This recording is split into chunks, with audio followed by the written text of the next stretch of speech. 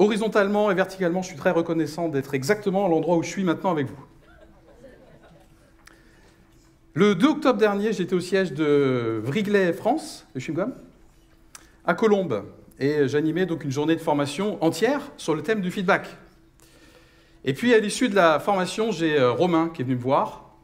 Romain, il est responsable Impulse France. Impulse, c'est restauration hors domicile. Et il m'a dit, tu sais Philippe, ça me fait vachement de bien de retrouver une entreprise dans laquelle il y a une vraie culture du feedback, Wrigley. Parce qu'en fait, j'ai démarré ma carrière chez PepsiCo, où j'avais également une vraie culture du feedback. Et entre les deux, j'ai bossé chez Unilever, et j'étais le seul à faire du feedback. Franchement, ça m'a fait vachement drôle. Alors, je vous propose de voir avec Romain, juste en guise d'introduction, à quoi ressemble un monde sans feedback. Dans ce monde sans feedback, en fait, chacun vit sa vie de manière isolée, et donc ne peut pas s'appuyer sur les autres pour avoir conscience de qui il est, de ce qu'il fait, de son impact sur le monde, et bien sûr de découvrir ces angles morts dont Bill nous a parlé hier. Dans ce monde sans feedback, un salarié, on dit rarement, voire jamais bravo et merci, parce qu'en fait, il est déjà payé, donc il a déjà sa récompense. Dans ce monde sans feedback, il y a également beaucoup de non-dits. C'était une des questions du QCM. Un non-dit, c'est quoi? C'est tout ce qu'on ne dit pas qui fait souffrir soi et qui fait souffrir son entourage. Dans ce monde sans feedback, il y a également... c'est le royaume de l'allusion, de l'ironie, de la bouderie. Il paraît que les mecs sont assez forts dans la bouderie quand ils s'y mettent. Et ça peut être des phrases indirectes du genre « T'as déjà fini tes devoirs ?» Bon, ben on verra ta note. Ou au niveau professionnel, tu rentres déjà, t'as vu le boulot qu'on a? Et enfin, dans ce monde sans feedback, il y a des feedbacks qui s'apparentent à des feedbacks, mais en fait, ils sont à sens unique. Ils sont sans droit de réponse. Et c'est quelqu'un qui peut dire ce qu'il pense de manière cash. Et d'ailleurs, il sublime son expression libre en disant « Moi, je suis droit dans mes bottes, au moins avec moi, les choses sont claires. » Alors, pourquoi ce thème? Je pense que depuis hier soir, en fait, on n'arrête pas de parler du feedback quasiment sans prononcer le mot. Je ne sais pas si vous avez fait gaffe, c'est juste énorme. Et puis, en tout cas, dans mon métier d'accompagnement, c'est un thème clé, incontournable. J'ai l'impression de vivre avec le feedback, de dormir avec, accessoirement. Et puis, je pense que j'ai vraiment développé du coup une expertise sur ce sujet, force de pratiquer, et une motivation particulière. Et notamment, Anita a tout à fait raison, décliner au niveau familial, vous feriez un petit stage de 2-3 jours à la maison. Nos gars qui ont 17 et 14 sont des vrais pros du feedback, et notamment à table, c'est juste assez génial. Et puis, c'est un sujet important parce que le feedback, vous et moi, même si le mot, on l'emploie peut-être pas, on en fait tous les jours. Ça fait partie de la relation normale entre êtres humains, donc il est la plupart du temps inconscient, comme le « hein » dans « Bienvenue chez les ch'tis », c'est du feedback. Ok? Néanmoins, c'est un sujet qui est potentiellement sensible. Il suffit qu'il soit plus ou moins bien donné, plus ou moins bien reçu, pour que vous et moi, on puisse vivre des micro-vexations ou des grosses frustrations relationnelles. On a vu tout à l'heure l'exemple de... comment ça s'appelle? Son prénom, il est imprononçable. Brené Brown, là, quand elle disait qu'elle est allée voir la personne pour lui dire « Waouh, t'as l'air en colère par rapport au budget ». L'exemple qu'elle nous a donné juste tout à l'heure. Donc, pour moi, le feedback doit intéresser tous ceux pour lesquels la relation à l'autre est hyper importante. Le feedback est un investissement relationnel. Donc, c'est la vie qui circule. Donc, comme le disait Anita, j'ai à peu près 210 personnes devant moi. Il y a peut-être des novices, des personnes qui s'apparentent comme des novices par rapport au feedback aujourd'hui. Et du coup, mon objectif, c'est que vous puissiez découvrir le feedback et pourquoi pas de vous dire « Ah mais ouais, mais en fait, je suis hyper concerné ». Il y a certainement une grande majorité de croyants pratiquants. Et vous avez déjà un peu l'habitude de faire du feedback. Et donc, l'objectif de notre intervention, c'est que vous puissiez compléter votre jeu et comprendre les enjeux, notamment sur le plan psychologique. Et puis, il y a peut-être quelques experts dans la salle, donc des personnes qui ont l'habitude d'émettre, de recevoir du feedback. Ils sont parfaitement conscients de le faire, notamment au niveau professionnel, et vous avez peut-être été formés sur le sujet ou sur des sujets connexes, comme par exemple la communication non violente. Et puis en fait, j'ai peut-être quelques opposants dans la salle. Pas moi, bien sûr, mais par rapport au thème, par rapport au feedback. Donc des personnes qui s'estiment réfractaires. Vous avez certainement vos raisons. Et donc l'objectif des 58 minutes qui nous restent, c'est que vous puissiez comprendre les raisons de votre opposition et pourquoi pas de vous rapprocher du feedback. Donc tout ceci pour vous dire que je poursuis avec vous deux objectifs concrets.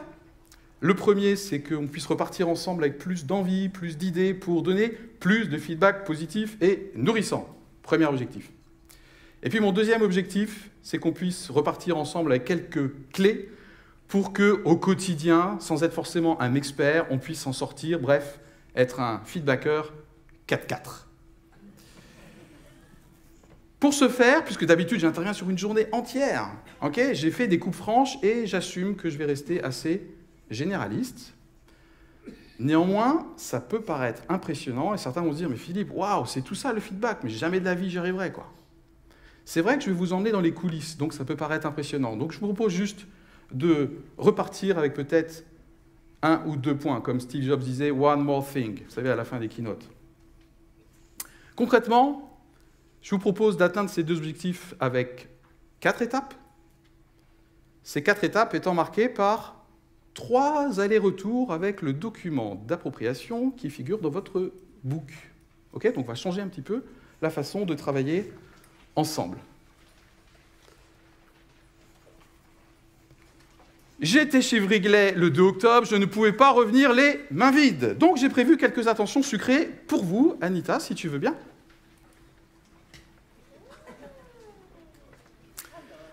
Allez, allez, c'est parti. Quelques paquets de chewing-gum Frident.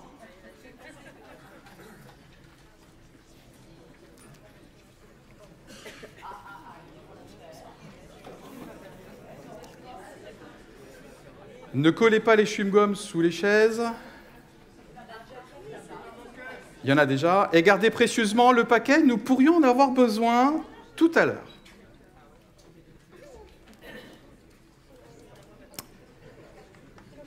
Allez, je vous propose qu'on pose quelques repères ensemble. Feedback,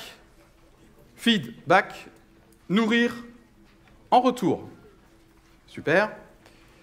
Donc le feedback est une communication entre êtres humains qui réagit et qui est censé être nourrissant. Bref, le feedback, c'est calorique. Bref, pour être un peu plus académique, la vraie définition, le feedback est un message retour suite à une parole, un comportement, une action d'un groupe ou d'un individu, et je lui fais savoir ce que ça a fait chez moi.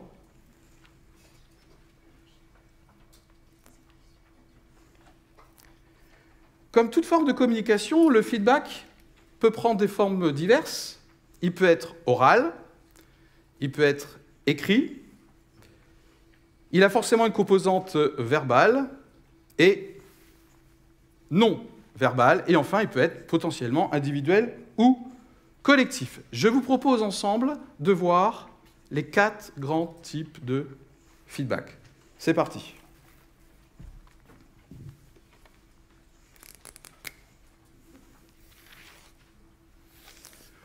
On peut distinguer donc les feedbacks d'après leur polarité, selon qu'il s'agisse d'un feedback appréciatif positif ou selon qu'il s'agisse d'un feedback appréciatif négatif. Merci.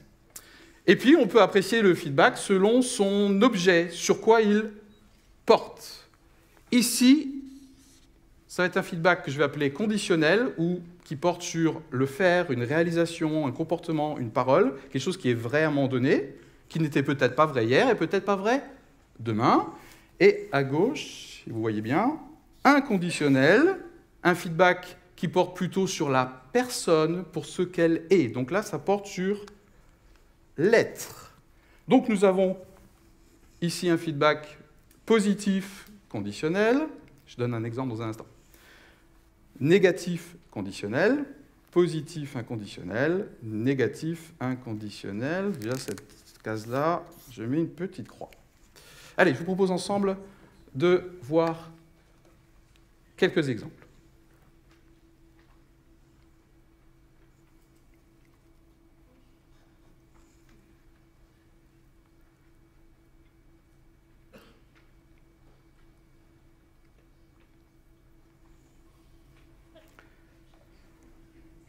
Ça commence à être plus clair? Qui c'est qui disait parmi les orateurs précédents vous êtes aussi important, Horst Schulze, ce matin, ok? vous êtes aussi important. Dans quelle case je le mets, ça? Appréciatif, inconditionnel pour moi. OK?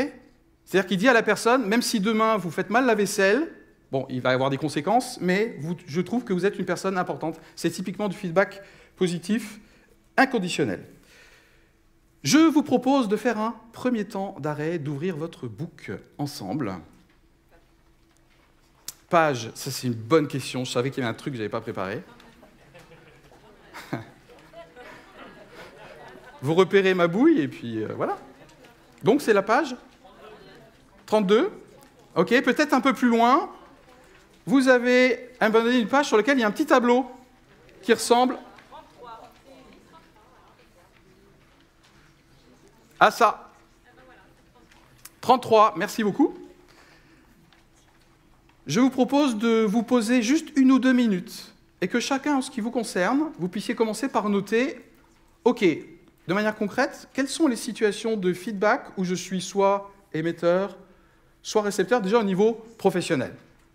Je vous laisse quelques instants pour noter rapidement les 2-3 situations peut-être assez courantes. S'il n'y a rien qui vient, laissez vierge, tout simplement.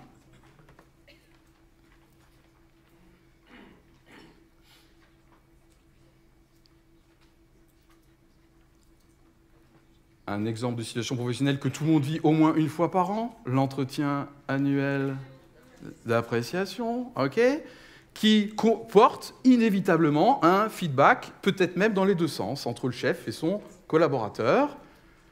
Autre exemple, vous venez de faire une réunion et puis un collaborateur à vous vous fait OK, c'est une forme de feedback, appréciatif apparemment.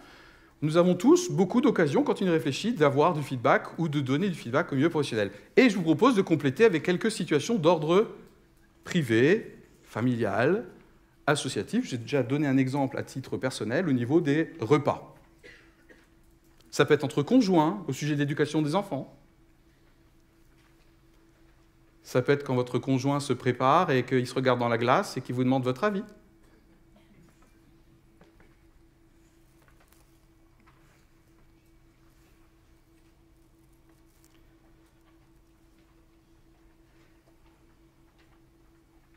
Et enfin, il y a un petit tableau. Je vous propose de vous évaluer, mais chacun pour ce qui vous concerne, sur une échelle de 1 à 10. C'est un premier jet, on ne cherche pas la rigueur scientifique, là. Essayez d'évaluer votre compétence, d'une part, votre motivation, d'autre part, à donner ou à recevoir du feedback, selon qu'il soit positif ou négatif. Par compétence, j'entends, vous vous sentez à l'aise, vous avez peut-être des petits trucs, vous savez par quoi commencer, comment dire les choses, vous avez la manière, comme on dit. Ok ? Certains diraient même, j'ai un protocole. Les boîtes anglo-saxonnes, ils ont des protocoles pour tout. Ok ? SBI, par exemple, on en parlera peut-être tout à l'heure. La motivation, c'est, a priori, j'aime bien donner du feedback négatif. J'aime bien recevoir du feedback positif. Donc vous allez mettre une note de 1 à 10, à la fois en plaisir et en compétences. Donc il y a potentiellement 8 situations. Remplissez les cases qui vous parlent maintenant, les autres, laissez vierges, vous les compléterez peut-être plus tard.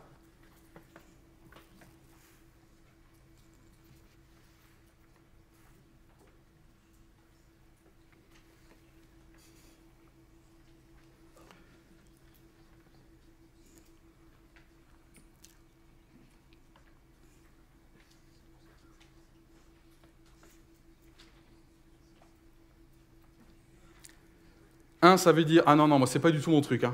Ah non, moi, si je peux éviter le feedback, je l'évite. Hein. » 10 sur 10, c'est « J'aime tellement de feedback que moi, je demande le feedback, je cherche le feedback. » En termes de motivation, par exemple. OK ? Juste pour vous être sûr qu'on a bien compris l'échelle. Bien, allez, je vous propose de passer à la deuxième étape, puisque vous avez noté qu'il y a 4 étapes, et en lien avec mon premier objectif, qui est qu'on développe ensemble l'envie, les moyens d'avoir plus de feedback positif et nourrissant. Je vous propose donc, en lien avec cet objectif, de démarrer avec 3 clés. Je vais les afficher ici au fur et à mesure. La première.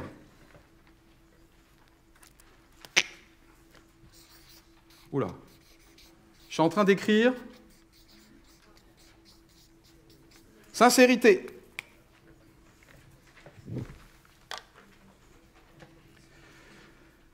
Première clé pour un bon feedback, la sincérité. La sincérité, c'est l'inverse de la formule de politesse ou de la flatterie.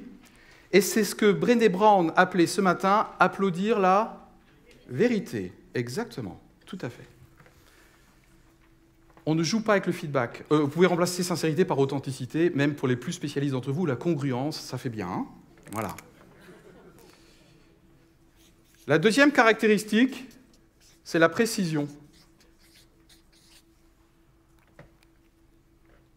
La précision, c'est l'inverse d'un feedback général ou vague. Par exemple, si je vous dis « vous êtes un bon public », bon, c'est sympa, c'est vague. Alors qu'en vrai, ce que je pense, c'est que vous êtes souriant, vous êtes plein d'attention, vous êtes concentré, vous êtes motivant, et depuis hier après-midi, vous m'avez bombardé d'encouragement et de feedback positif. Voilà, ça, c'est plus précis. Avant qu'on voit ensemble une troisième clé, puisque j'en ai annoncé 3 par rapport au feedback positif et nourrissant, je propose ensemble de parcourir quelques bénéfices au fait qu'il y ait plus de feedback positif nourrissant dans notre monde. Pas de révolution, hein. Le premier bénéfice, c'est de l'ordre de la reconnaissance. Je tourne pas mal dans les entreprises, sur le terrain, et vous savez, enfin vous le savez bien sûr, mais les salariés me disent, tu sais Philippe, quand je fais bien mon travail, on trouve que c'est normal, et quand je bip, c'est le plan hors sec. Et j'en ai même qui me disent, j'aimerais au moins qu'on remarque, même quand je fais quelque chose de pas bien ou de bien. Donc le pire, en fait, c'est l'indifférence. Je vous laisse imaginer l'impact sur la motivation au travail de quelqu'un qui n'a pas de reconnaissance dans un sens ou dans l'autre. Les salariés crèvent de faim, en tout cas dans mon expérience, par rapport à ça, sauf dans certaines boîtes. Deuxième impact positif, d'avoir plus de feedback positif, c'est l'estime de soi. Je rappelle que l'estime de soi, c'est le sentiment général de sa valeur en tant qu'individu. Et l'estime de soi est nourrie, elle est gonflée, elle est dopée par du feedback positif, et notamment avec du feedback positif inconditionnel, parce qu'en fait, c'est l'équivalent de dire « on t'aime, quels que soient tes résultats ». Okay ? Un adolescent, on doit l'aimer, même s'il n'est pas aimable. Troisième bénéfice, un poil un peu en dessous dans la route du soi, la confiance en soi. La confiance en soi, c'est un sentiment personnel que je vais avoir les moyens de faire face à la situation qui va arriver. Ça va le faire, comme on dit. Et c'est génial quand on peut renvoyer un feedback positif qui nourrit la confiance en soi de son interlocuteur. Et alors, un truc plus fort encore que simplement dire, enfin c'est déjà beaucoup, le résultat, c'est de valoriser la méthode. J'interviens régulièrement chez Mars Chocolat à Agno, et notamment derrière, en prod. Et je travaille avec les tuteurs. Donc ce sont des chefs d'équipe, on va dire en général, qui sont chargés d'intégrer les nouveaux, donc notamment les intérimaires. Et avec eux, on travaille beaucoup sur ce feedback. Imaginons qu'il y a un nouvel intérimaire qui arrive et qui est sur une machine à commande numérique. Par exemple, celle qui fait les M sur les M&M's. OK ? Et en fait, wow, il se débrouille super bien. Avec les tuteurs, on travaille sur le fait de le féliciter comme quoi, hey, t'as la machine hyper vite en main, c'est dingue. Et en même temps dire, tu sais ce que j'apprécie, c'est que tu étais vachement rapide dans ton autonomie parce que j'ai regardé comment tu as fait. Je t'ai trouvé très rigoureux dans la lecture des modes d'emploi et tout à l'heure, les instructions que je t'ai données, je t'ai vu que tu les as notées et que tu les as appliquées. Tu continues comme ça, tu vas aller très très loin, très très vite. Le fait de montrer comment la personne a obtenu le résultat lui donne une information très précieuse sur son mécanisme de réussite. Ce n'est pas réservé qu'au coach, ça, même si nous on fait ça tout le temps, forcément. Qu'est-ce qui peut se passer côté récepteur? Le récepteur de votre feedback positif. Vous et moi, on pourrait se dire, mais Philippe, la réaction naturelle, spontanée, enfin, c'est pas compliqué, hein? Merci. Merci. Chez Mars, ils disent feedback is a gift. Tiens, une réponse à un QCM. Est-ce que c'est toujours évident de recevoir un feedback positif? La réponse est non. Okay. Petite parenthèse, lorsque vous êtes récepteur d'un feedback positif, si vous estimez qu'il n'est pas suffisamment sincère ou précis, demandez à votre interlocuteur. Moi, je fais ça souvent. Très bien, qu'est-ce que tu as apprécié particulièrement de mon intervention? Okay, si je pense qu'il est un peu trop vague.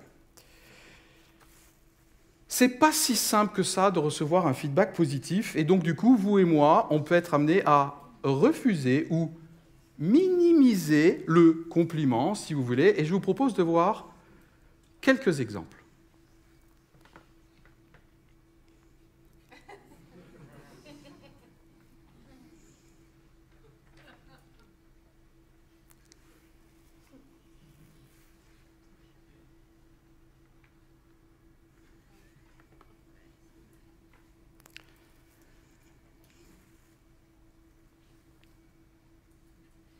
Qu'est-ce qui se passe? Potentiellement, il peut y avoir 4 raisons qui font que je peux avoir du mal à recevoir un feedback positif, même super bien tourné. D'abord, ça peut être tout simplement le doute. Le récepteur n'est pas totalement convaincu que vous n'êtes pas en train de lui passer de la pommade dans le dos, okay, ou qu'il n'est pas simplement en train de vous manipuler. Donc, vous refusez le feedback pour voir s'il va réitérer son feedback de manière plus précise. Première explication. Deuxième explication, la pudeur émotionnelle. Je ne sais pas vous, mais moi, je n'ai pas une éducation qui fait qu'à la base, je suis hyper à l'aise avec la réalité des émotions et avec encore moins leur expression, quoi. Donc, je reçois un feedback positif, ça me fait des choses. À mon avis, ça se voit et j'aime pas quand ça se voit. OK? Si je ne suis pas totalement réconcilié avec les émotions dont nous a parlé Brand tout à l'heure.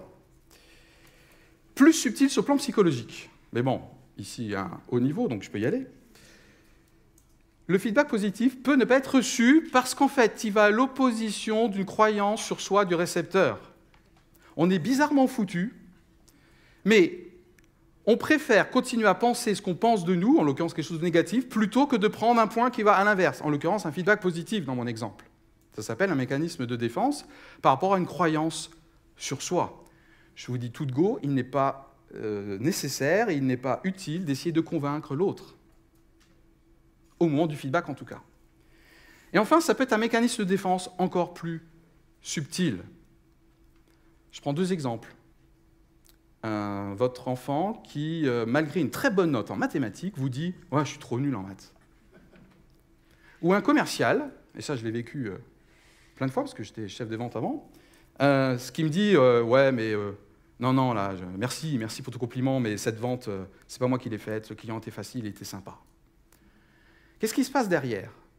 L'air de rien, ces 2 personnes savent très bien que si elles acceptent le feedback, ça les rend responsables de le reproduire. Et donc, elles ne peuvent pas rester, et elles, ça peut être moi aussi, rester dans le confort d'être la victime de celui qui a une bonne excuse pour obtenir des échecs plus tard. Voilà pour quelques mécanismes psychologiques qu'il faut accepter, ça fait partie de notre réalité humaine, quant au côté du récepteur. Je vous ai prévenu, on va dans les coulisses.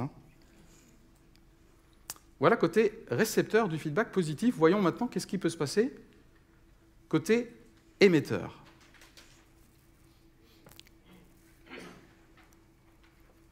Le principal frein que je rencontre concrètement sur le terrain, une fois que les personnes ont compris ce que c'est le feedback, c'est « Mais Philippe, quoi dire ?» Même entre des collègues qui se connaissent hyper bien depuis des années, qui travaillent dans 16 mètres carrés. Je vous assure. Quoi dire, Philippe? La solution, une des solutions que je vais développer avec vous cet après-midi, c'est d'augmenter sa présence, sa pleine conscience, à soi, à l'autre et au monde. Je propose de commencer avec la présence à soi. La présence à soi, on pourrait dire beaucoup de choses, mais je propose de retenir, c'est le fait d'être habitué à écouter ce qui se passe à l'intérieur de moi. Merci Brené Brown d'avoir formidablement introduit mon sujet. C'est ce qu'elle a dit tout à l'heure. OK? L'idée, c'est de dire qu'à un moment donné, je ressens des choses et je transforme ce feedback en expression émotionnelle auprès de mon interlocuteur. Un exemple que je fais tout le temps. Je vais aux toilettes, comme tout le monde, et puis il se trouve que je rentre, je sens que ça sent bon, je croise la personne qui fait le ménage, 100 fois sur 100, je dis « Waouh, c'est agréable, ça sent bon, merci ». La plupart du temps, elle me répond « Ouais, enfin bon, c'est mon job, quoi ».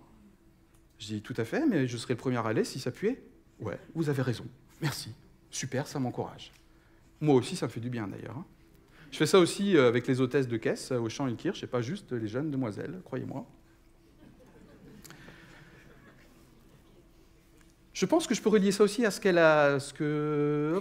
C'est elle aussi qui a dit, à un moment donné, de laisser ses masques professionnels. Elle a dit ça à un moment donné, hein, ok, de montrer la réalité émotionnelle. Être plus présent à soi en écoutant ce qui se passe et en verbalisant ça, ce qui fait que moi j'ai toujours plein d'idées pour faire du feedback, quoi. Parce que je vis toujours plein de trucs. Voilà, je suis spécial peut-être, ok, d'accord. Ça implique d'être à l'aise avec une troisième clé. C'est la capacité de distinguer des faits de l'opinion et du ressenti, je l'ai entendu.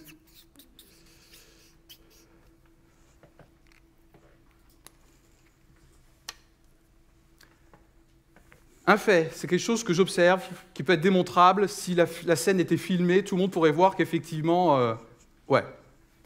Une opinion, je pense que, excusez-moi, ça se discute. Un ressenti, c'est comme ça que j'ai vécu la situation. Ça appartient à celui qui la vit. Qui suis-je, moi, pour lui dire, mais n'importe quoi? Ben non, t'es à l'intérieur de moi, j'ai vécu ça. Même si toi, ça te semble juste hallucinant. Vous me suivez? Ok. Un petit exercice sur le sujet. Je vous propose, j'espère que c'est toujours la page 33. Il y a un petit exercice que je vous propose de faire en binôme. Mais là, en 2 minutes. Hein. Vous avez 2 formulations. C'est bien la page 33? 35, merci.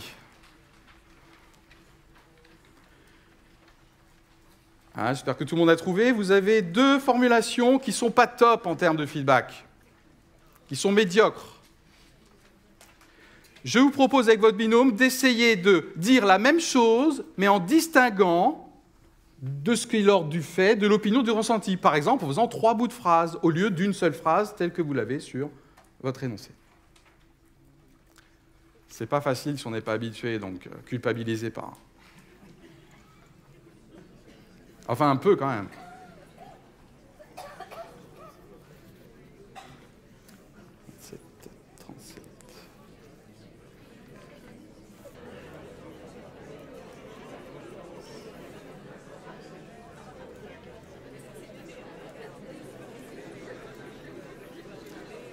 Allez, je vous propose un corrigé. Vous êtes très nombreux.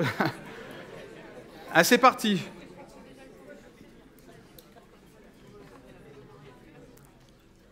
Première situation.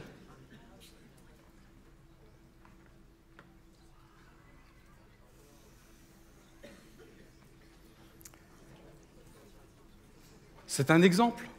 La soirée a démarré à l'heure, chacun a respecté le dress code. Ça, c'est plutôt des faits. J'ai vraiment trouvé équilibré le côté fun et la partie échange, c'est une opinion. Peut-être quelqu'un qui était présent à la même soirée va dire « Ah non, moi j'ai trouvé que c'était vachement trop. » quoi. Et la troisième, c'est de l'ordre du ressenti. Peut-être que votre copain à côté « Ah, je me suis ennuyé, je trouvais le temps, il arrête, c'est horrible. » C'est du ressenti. Voilà pour le premier exemple. Pour le deuxième exemple.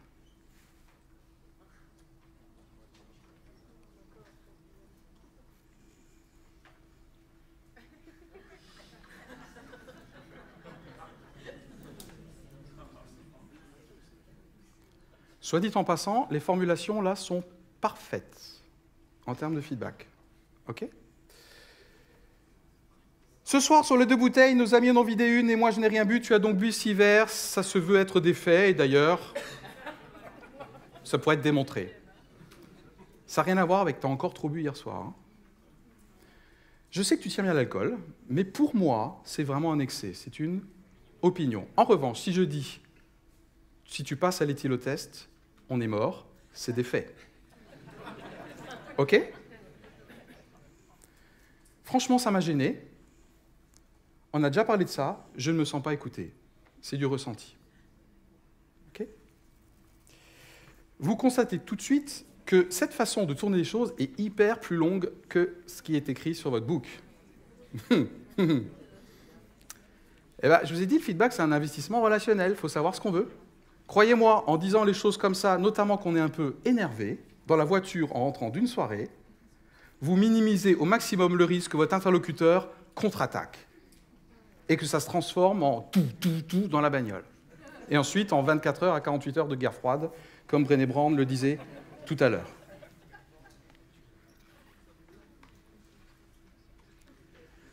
On vient de voir la présence à soi, je propose rapidement de voir la présence à l'autre comme étant un autre moyen d'avoir plus de feedback positif en termes d'idées, d'inspiration. La présence à l'autre, c'est de se checker pour voir si je continue à voir chez l'autre ce qu'il est de bien et ce qu'il fait de bien, ou est-ce qu'au contraire, je m'habitue. Imaginons que j'ai un enfant qui régulièrement est bon à l'école. Régulièrement. Rien d'extraordinaire.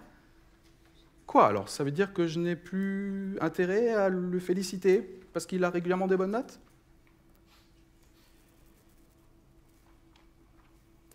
Attention, lorsque je pense que tout est dû ou que tout est normal par rapport à la présence à l'autre. Ça me prive d'idées, d'émissions, de feedback positif. Et enfin, la présence au monde. La présence au monde, allez, on pourrait dire plein de choses là-dessus, et en tant que chrétien, ça doit hyper nous parler, c'est la gratitude pour moi. Le fait d'être dans un état d'esprit, globalement, je ne suis pas tous les jours dans la gratitude, ok, mais globalement, je suis dans la gratitude. Ça veut dire que je ne suis pas un mec qui subit dans la vie, je suis un mec qui reçoit. Ok. Et du coup, inévitablement, je donne, puisque je reçois. Je vous propose ensemble de voir, en dehors de l'inspiration, quoi dire, Philippe, de voir ensemble qu'est-ce qui peut quand même freiner l'émetteur à émettre du feedback positif et nourrissant. Ça peut être la peur de la réaction du récepteur. La semaine dernière, j'étais au siège de l'établissement qui gère le livre foncier informatisé d'Alsace-Moselle. C'est à Saverne. Un truc un peu discret, hyper important. Et en fait, à la fin de la journée, j'ai proposé à l'équipe que je coachais, dire « Tiens, vous allez vous renvoyer des feedbacks positifs avec des post-it. » Ils avaient été prévenus en début de journée. Première réaction. Positif, hein. Première réaction. « Philippe, si je lui dis ça, il va trouver que je suis hypocrite. » Texto. Il y a du boulot, hein. Deuxième type de peur de réaction, c'est « mais si je lui dis ça, il va prendre la grosse tête. Il va se croire arrivé. Il va arrêter de bosser. » Deux réponses. Je suis responsable de l'émission du message, pas de sa réception. Je ne vais quand même pas priver mon interlocuteur d'un feedback positif en anticipant qu'en fait, ça va être contre-productif pour lui. C'est son problème. Et puis si demain il attrape effectivement la grosse tête et qu'il commence à, excusez-moi, déconner dans la révision des mathématiques, il sera temps de lui faire un autre feedback ce jour-là en disant « Hé, mon coco, là, t'es pas arrivé. » OK ?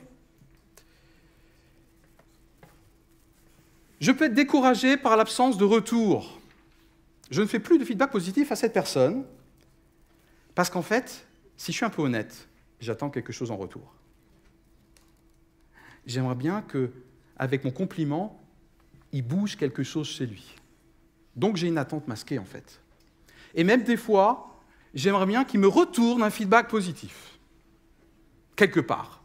Et comme ça ne vient pas, eh bien, je ne lui donne pas de feedback positif. Donc là, on est vraiment sur des attentes masquées. Et puis, ce qui peut nous freiner, vous et moi, à donner plus de feedback positif et nourrissant, c'est une exigence mal placée sur « Waouh, mais mon feedback, il faut qu'il soit comme ci, comme ça, sinon je m'interdis de donner un feedback qui ne soit pas parfait, complet, objectif. » C'était une mauvaise réponse, en fait, objectif. Il faut qu'il soit authentique. Et pour lâcher prise sur mon exigence de feedback, je vais utiliser la troisième clé qu'on a vue tout à l'heure. Qui a dit que mon feedback devait être objectif? Forcément, tout le temps. Donc, si quelqu'un me demande, juste comme ça, chaud, Philippe, là, t'as trouvé comment ma réunion? Je lui fais, écoute, moi, ça m'a boosté. C'est un feedback qui est hyper nourrissant. Je ne fais pas une thèse, antithèse, synthèse, je ne suis même pas obligé de le démontrer, je lui dis ce que j'ai vécu. Donc, attention à une exigence mal placée. Souvent en entreprise, et notamment là, chez les anglo-saxons, ils me disent « just facts ». Je dis « ok, c'est bien, parce qu'on est là pour avancer, mais ne vous privez pas de donner aussi autre chose que des facts ». Je propose un deuxième temps d'arrêt par rapport à cette partie sur le feedback positif et nourrissant. Et je vous propose, vous avez quelques questions qui vous sont posées, qui en gros reviennent à ça. Je vous encourage à être libre pendant les 2-3 minutes qu'on va passer ensemble maintenant. Si vous n'avez pas envie de gribouiller sur votre book, que vous avez envie de faire une micro-sieste, que vous avez envie de tchatcher avec le voisin derrière ou de traiter vos SMS, just do it, allez-y. OK? Sentez-vous libre. Et vous ferez ça une autre fois. C'est parti, à vous. Alors, ce ne sont pas ces questions-là en direct. Vous avez plusieurs questions avec une partie, feedback positif, en quoi je suis concerné, etc. C'est bon? Quelqu'un trouve? Page 34. Merci beaucoup, Emmanuel.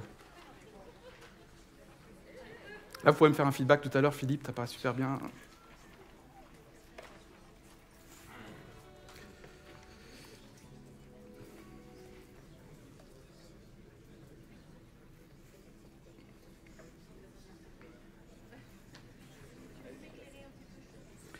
Allez, je vous propose d'enchaîner sur notre troisième étape, cette fois-ci sur le feedback équilibré, bref, de rajouter des clés aux 3 que nous avons déjà collectées pour être un feedbacker 4-4.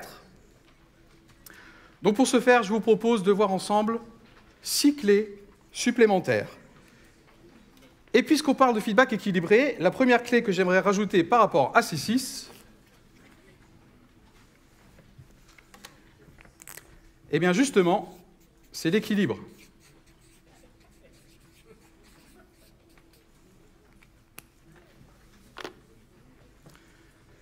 L'équilibre dans le feedback est un vaste sujet. Des fois, on passe 2 heures juste en entreprise sur le sujet. D'ailleurs, j'ai écrit un excellent article sur le blog il y a 15 jours sur le sujet de l'équilibre. Je vous propose, vous pouvez vous inscrire au stand, je vous propose néanmoins simplement qu'on se pose une question. Globalement, est-ce que je suis équilibré dans mes feedbacks avec mes différents interlocuteurs privés et professionnels entre le positif conditionnel ou négatif conditionnel? Est-ce que je peux traquer chez moi une proportion à être soit trop gentil ou over-critique? Et est-ce que je suis équilibré dans le fait de faire des feedbacks à la fois sur les performances ou l'absence de performance et sur la personne? Chacun peut compléter son jeu. En entreprise, souvent, c'est un déficit plutôt inconditionnel, ce qui est normal, c'est une organisation vouée, OK? Et c'est important, je pense, de chacun mesurer son équilibre par rapport à ça. Deuxième clé parmi ces 6 supplémentaires, la mesure.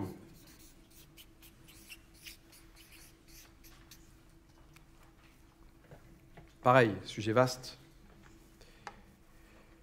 Concrètement, il s'agit de sélectionner les messages prioritaires que je vais émettre. Et même moi, en tant que récepteur, si on me balance ça, je vais dire « Ok, là-dedans, qu'est-ce que tu penses est prioritaire ?» Je vais être très clair. Un feedback à forte valeur ajoutée n'a pas forcément besoin d'être complet, exhaustif. Et qu'on ne me dise pas « Ouais, mais alors je ne dis pas tout ce que je pense. » J'ai quand même ma liberté de ne pas forcément dire à mon jeune intérimaire tout ce qui ne fait pas bien aujourd'hui, sinon il est mort. Je vais lui dire la prochaine fois, par petits bouts. Donc, même si mon fils me dit « Mais papa, tu ne me dis pas tout ce que tu penses sur le bulletin », c'est vrai, mais aujourd'hui, je choisis de te dire ça. La prochaine fois, je te dirai peut-être autre chose, parce que j'estime que la mesure n'est pas là. Troisième clé très importante, peut-être même la clé la plus importante du feedback, l'écoute active. Yes. On pourrait passer 3 jours sur le sujet, vous le savez bien. Concrètement, je vous propose de retenir dans l'écoute active un seul point. Globalement, est-ce que chacun s'est vu respecté dans un temps de parole? Est-ce que chacun a laissé l'autre développer ce qu'il avait à dire sans lui couper la parole? C'est tout l'inverse d'un ping-pong relationnel. Voyons voir ce que ça donne.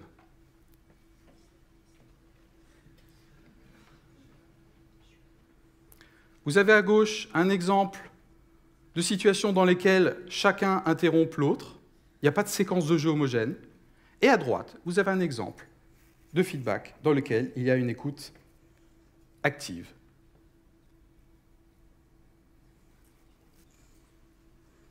C'est écrit blabla, hein, OK.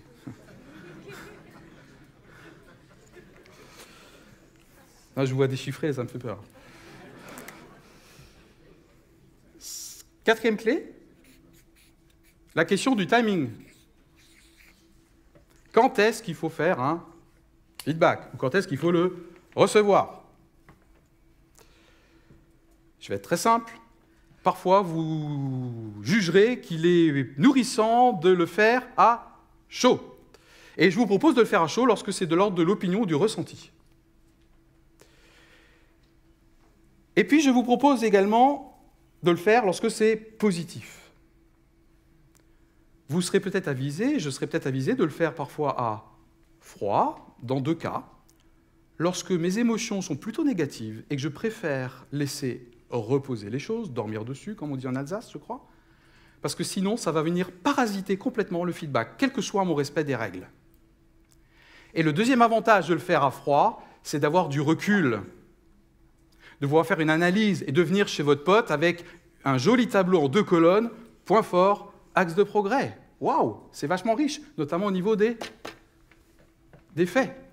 Donc acceptez qu'on vous dise à la fin d'une réunion en courant comme ça, et que le lendemain, à froid, on vienne vous dire « Ok, je t'ai fait ça hier, maintenant je vais te donner beaucoup plus de choses, beaucoup plus précises. » Ok ?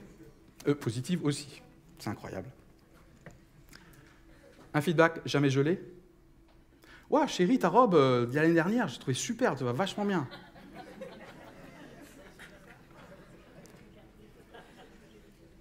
En entretien annuel d'évaluation, si je reviens sur quelque chose que mon collaborateur a fait il y a 12 mois, c'est juste beaucoup trop tard, quoi.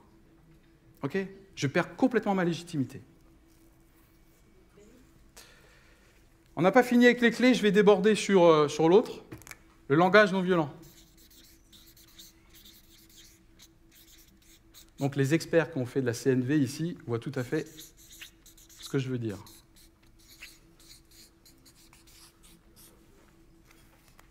Concrètement,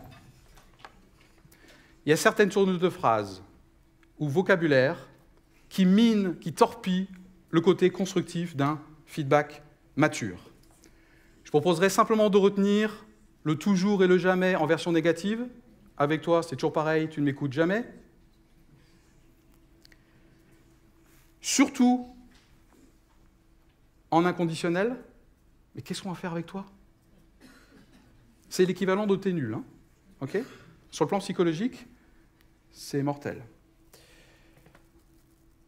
Le « mais » à remplacer par le « et », ça c'est ultra courant, surtout quand on fait un feedback avec 2 colonnes, point fort, axe de progrès. Donc attention de ne pas mettre le « mais » entre les deux. L'être humain n'est pas « ou », il est « et ». Donc ce que je vais dire comme axe de progrès n'annule pas les points forts que je viens de lui énoncer. Donc la phrase dans le QCM, globalement c'était pas mal, mais c'était un peu court, c'est une mauvaise formulation ça. Il y a plein de choses fausses là-dedans. Ok ? Ce n'est pas un feedback équilibré, en fait. Et enfin, attention à ne pas utiliser ou abuser du « tu » ou du « vous » et de le remplacer par le « je ». Et là, on est typiquement en communication non violente. « Tu ne m'écoutes jamais ». Il y a 2 erreurs là-dedans. « Je ne me sens pas écouté ». Ça réduit simplement les risques de réaction négative en face. C'est tout ce que je cherche, en fait, puisque c'est un investissement relationnel. Et enfin, dernière clé là-dedans, c'est le lâcher-prise.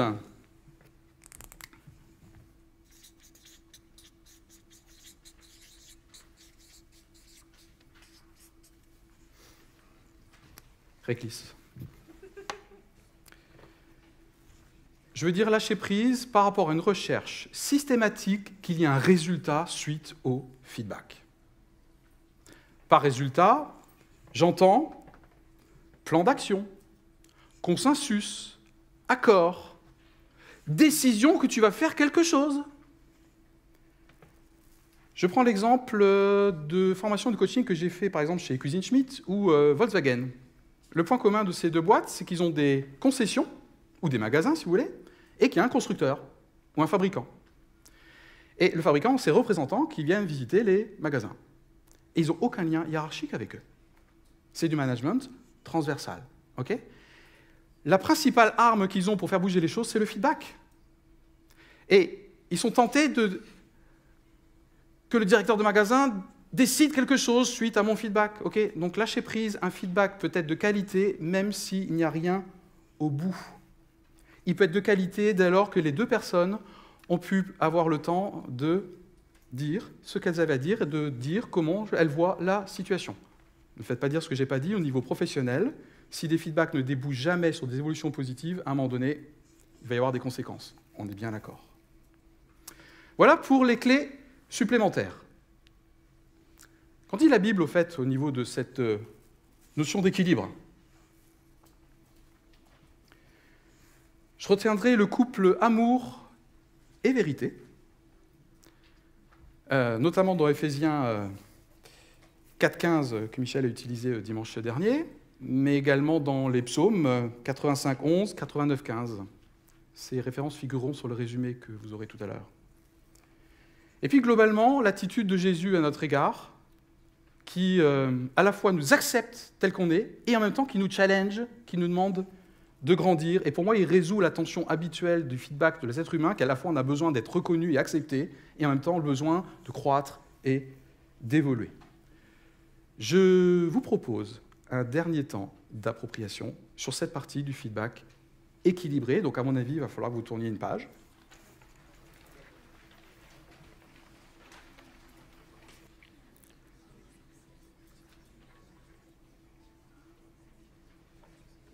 On va bientôt s'arrêter, je suis un petit peu à la bourre.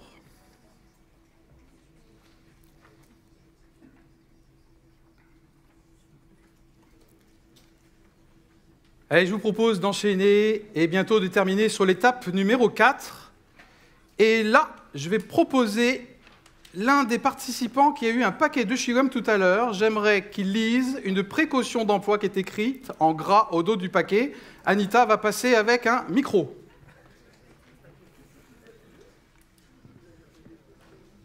Allez, un volontaire, s'il vous plaît, pour lire à haute voix. Quelqu'un qui a une bonne vue, c'est écrit petit. Alors, qui est volontaire? Là. Contient une source de phénalinine. Une consommation excessive peut avoir des effets laxatifs.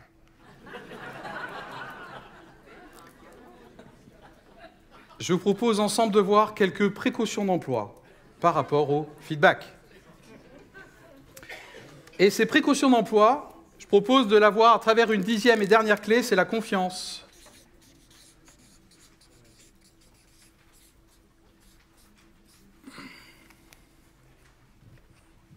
La confiance mutuelle entre l'émetteur et le récepteur. Allez, droit au but. Un feedback sera d'autant plus riche que la relation entre les deux est mature et confiante, même si elle est récente. Prenons un exemple d'un émetteur vis-à-vis d'un récepteur. Qu'est-ce que j'ai besoin en termes de confiance avant de dire quelque chose de moi au groupe qui est en face de moi? J'ai besoin d'être en confiance parce que je m'apprête à montrer ma vulnérabilité. Que va-t-il faire de mon partage? Moi, je pense, pendant des années, j'ai péché par excès de naïveté, par souci d'authenticité émotionnelle.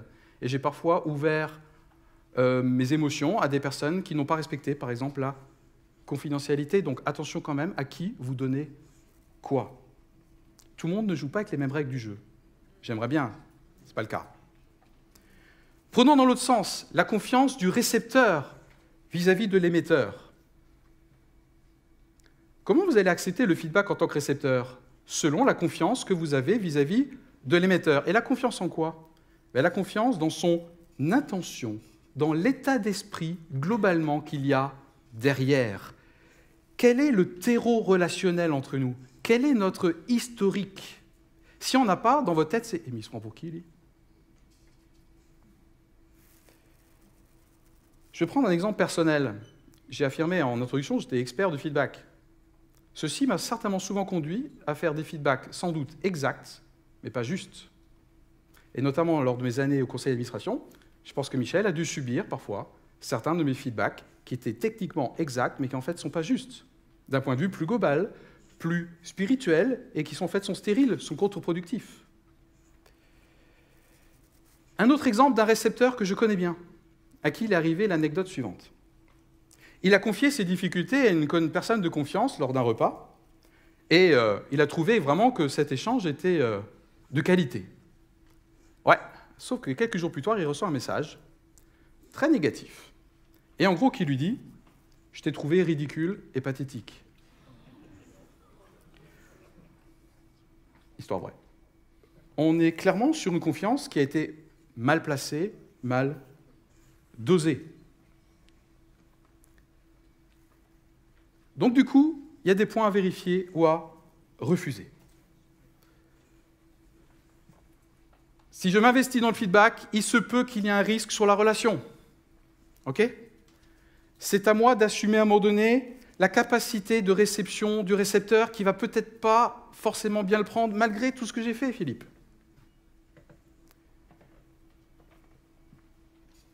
Je donne des cours et très souvent les étudiants, après des séquences filmées, me disent, ils n'arrivent pas à m'appeler Philippe, donc Monsieur Schwab, vous en pensez quoi? Et en général, ma réponse c'est, qu'est-ce que vous voulez savoir au juste? Sa réponse va me donner l'indication du type d'ouverture et du degré d'ouverture qu'il a. Qu'est-ce qu'il est prêt à entendre maintenant? OK? Alors, j'encourage à faire ça. Le respect, ensuite. Dès lors que le feedback ne me semble pas respectueux de mon intégrité, je peux peut-être l'écouter, mais pas le partager. Et donc, pour moi, c'est direct retour à l'expéditeur. Concrètement, comment ça se passe, ce retour à l'expéditeur? Je ne jette pas la personne, je refuse le cadeau empoisonné qu'il me donne. Le cadeau appartient à celui qui l'a dans les mains. OK? Concrètement, je reprends mon exemple de la connaissance que je connais bien. Réponse message à l'exemple de tout à l'heure. Ce sentiment, pathétique, ridicule, appartient à celui qui le vit.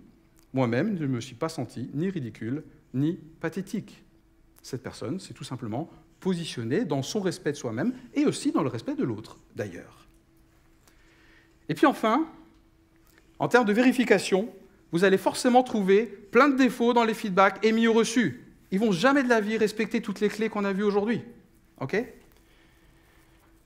Donc, des fois, il faut trier. Parfois, dans ma tête, je me dis, bon, là, il n'a pas toutes les infos. Son feedback, il n'est pas tout à fait juste parce qu'il n'a pas toutes les données du problème. OK, c'est pas grave. Parfois, c'est de la flatterie. Je sens qu'il n'est pas sincère. Donc, attention à trier. Néanmoins, attention à notre propension, vous et moi peut-être, à avoir un filtre excessif qui fait que j'attends d'avoir le feedback parfait et avoir une confiance parfaite avant d'entendre quelque chose qui pourrait être juste et bon. Donc, même si votre tête, c'est un exemple, ne me revient pas et que votre feedback, il triche par rapport à 5 règles sur 10, il y a peut-être des choses intéressantes que vous êtes en train de me dire et que je gagnerai à entendre.